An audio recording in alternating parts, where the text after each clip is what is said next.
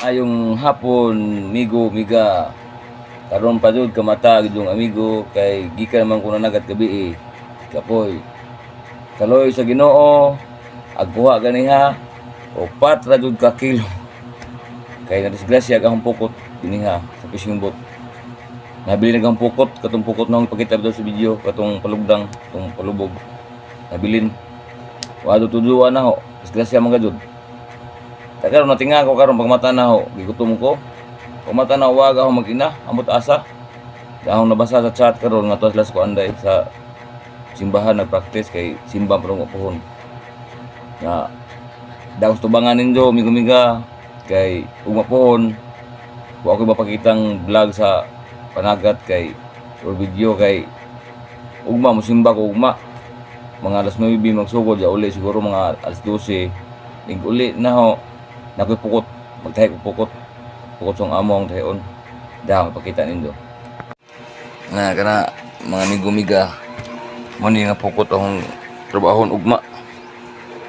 Gagmay jag mata, gagmay. Sinig mata. Akong kuan kay miingon akong amo ganiha nga basin wa kay lingaw teo. Tahi aning palugdang may tawag aning migo-miga. Ani siya palugdang tawag ani. Na ready na niya. Mo ni tahi una ugma kay daga magisi. Ang mata ani gagmay. Gagmay ni siya na gagmay unsi. Gagmay mata. Niya daga man ni siya gisi na kan siya na. Daga ni siya gisi. Hawning alis na bag-o ugma. Kanang ipuli.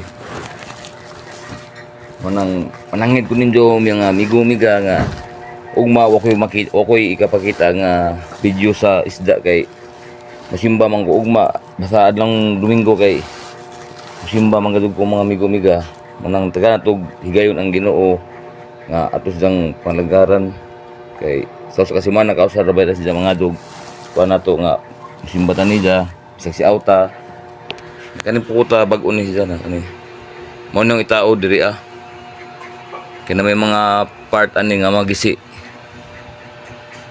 na nani nagisi mo ni jong alisdan ani agaw gamiton ani panday kani ano diya kita og sikuhan taas siya ag makuha ani mga migo-miga kanang isdang gagmay kanang matambaka or tamarong tawag sa amo tamarong kung pirmiha makitaan jud sa ang mga video ba nga isdang gagmay o napidag ko kani siya gagmay ni jag mata unsi ni ang makuha ani nga matambaka katong gagmay itong ana ang size ordinani ba may pakita ninyo na akong giluto nga paksiw ambot og napabakay na bilin